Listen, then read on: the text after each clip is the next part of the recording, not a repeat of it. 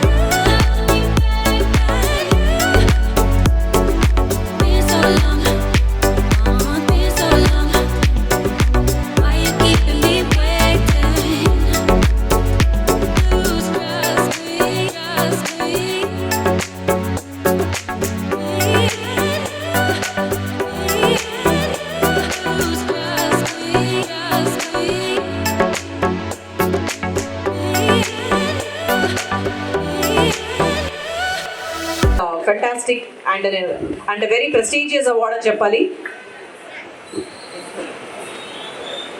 So ముఖాముఖి అంటూ అనేక మంది ప్రేక్షకుల హృదయాల్లో స్థానం సంపాదించిన జాఫర్ గారు ఈరోజు మనకి ఈ గ్రేట్ అచీవ్మెంట్ అవార్డు తీసుకోవడం నిజంగా TNR memorable life time achievement award. So Jafar garu ఇంట్లో మీ Jafar and heartly congratulation. So Jafar garu sir మీరు మాట్లాడవలసిందిగా కోరుకుంటున్నాం. చాలా సంతోషంగా ఉంది, గర్వంగా కూడా ఉంది. ఎందుకంటే నా మిత్రుడు బిఎన్ఆర్ మన ఇద్దరం చాలా మంచి మిత్రుడు సంగతి చాలా మంది మన కోచింగ్ జర్నలిస్ట్ చాలా మంది తెలుసు. అయితే లైఫ్ టైం అచీవ్మెంట్ అవార్డు పెద్ద అవార్డు నాకు ఇవ్వడం అనేది కొంచెం నర్వస్గా ఉంది. ఎందుకంటే ఇప్పుడు ఈ వేదిక ముందు చాలా మంది సీనియర్లు ఉన్నారు, ఈ జర్నలిజంలో చాలా ఇంపాక్ట్ఫుల్ క్రియేట్ చేసిన వాళ్ళు ఉన్నారు. వాళ్ళ ముందు నేను అవార్డు తీసుకోవడం అనేది కొంచెం నర్వస్గా ఉన్నాను. మొత్తానికి ధన్యవాదాలు. ఏ ప్రాతిపదికన నాకు ఈ అవార్డు ఇచ్చారో నాకు తెలియదు, కానీ బట్ ఒక పెద్ద బాధ్యత నా భుజస్కంధాల మీద పెట్టాడు. అమెరికన్ కిషన్ గారు చెప్పినట్టుగా ఇప్పుడు ప్రింట్ మీడియా నుంచి ఎలక్ట్రానిక్ మీడియా ట్రాన్స్ఫర్మేషన్ జరిగిపోయింది. ఒక 15 ఏళ్ళ కింద ఫాస్ట్గా అక్కడి నుంచి డిజిటల్ మీడియాకి వచ్చేసింది. ఈరోజు లాస్ట్ 10 years నుంచి ఏదైనా సమాజంలో ఏదైనా ఇంపాక్ట్ఫుల్ క్రియేట్ చేస్తున్న మీడియా మీద ఉందంటే కేవలం డిజిటల్ మీడియా ఒకటే. అయితే సిమిలర్గా ఇక్కడ ఒక ట్రాక్ మీద ఇంకోటి విమర్శలు ఉన్నాయి, కళ్యాణ్ గురువులాగా పద్ధతున్నాయి వార్తలు, విశ్వసనీయత కూడా కొంచెం అనుమానించే పరిస్థితి తయారైంది. ఎందుకంటే ఇప్పుడు ఒక కొండ మీద ఎక్కడం ఈజీ, అక్కడ నిలబడడం చాలా కష్టం, ఒక పెద్ద టాస్క్. అమెరికా విషయం చెప్పినట్టుగా ఇప్పుడు ఈ డిజిటల్ మీడియా అవార్డు అంటే ఇంతమంది వచ్చారు, ఇంతమంది అవార్డుకి వస్తున్నారంటే మన ఇంట్లో బాధ్యతగా ఉంది. ఎందుకంటే ఈ విశ్వాసాన్ని అలాగే పెట్టుకోవాల్సిన అవసరం ఉంది. అదే నేను ఇక్కడ గమనించింది సార్, ఎక్కువగా అంటే అది నార్త్ సైడ్ ఉంది, కొంచెం ఎక్కువగా యూట్యూబ్ ఛానల్ వచ్చిన తర్వాత అమెరికా కాంపిటీషన్ ఎక్కువ ఉంది.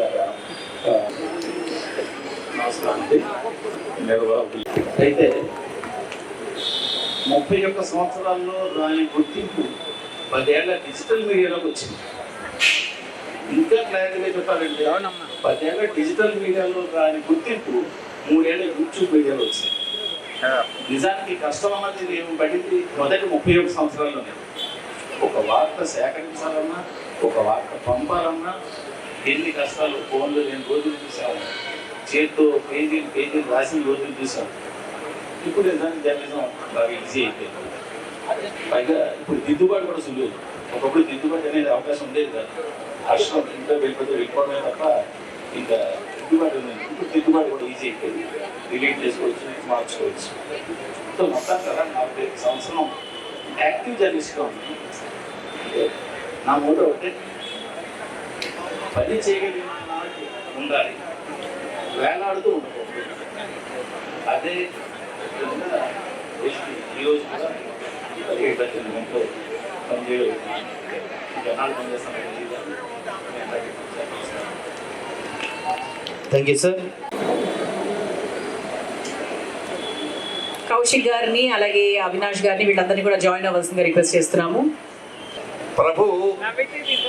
ప్రభువుల గురించి మాట్లాడాలంటే సినిమా ఇండస్ట్రీకి ఇతను లేకుండా ఏ ప్రెస్ కాన్ఫరెన్స్ జరగదు.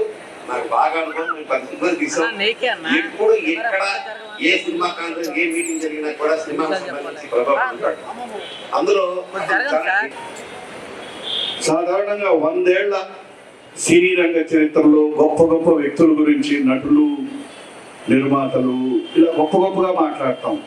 కానీ 100 ఏళ్ల సినీ జర్నలిస్ట్ చరిత్రలో మనం కానీ ఒక బుక్ రాస్తే డెఫినెట్గా గొప్ప వ్యక్తుల్లో ఒక ఎథికల్ జర్నలిస్ట్గా ప్రభు గారి పేరు మాత్రం తప్పనిసరిగా